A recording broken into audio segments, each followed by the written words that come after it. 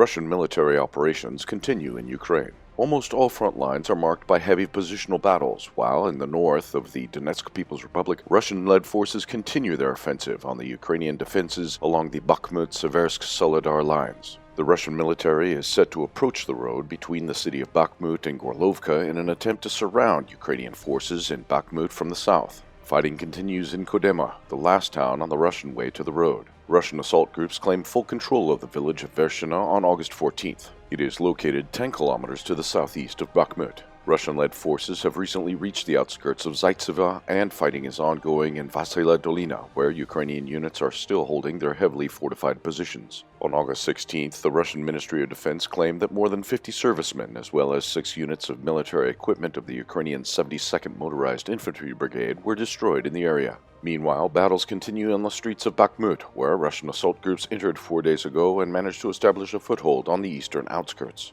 In the city of Soledar, the advancing units attempt to develop their offensive towards the Belokamensk refractory plant and gypsum quarry. Fighting is ongoing on the streets to the north of the Nauf gypsum plant. According to DPR military officials, Ukrainian officers left the area of Soledar and soldiers there were left to their own devices. Ukrainian forces suffer heavy losses in the counter-battery duels in the area. More than 50% of the personnel and military equipment of the 15th Battalion of the 58th Motorized Infantry Brigade of the Armed Forces of Ukraine were destroyed. Positional battles on the Donetsk front lines resulted in heavy losses of the Ukrainian 66th Brigade deployed in Marinka. According to the Russian military, they amount to up to 70% of the military personnel. The Allied forces also claimed advances in the area.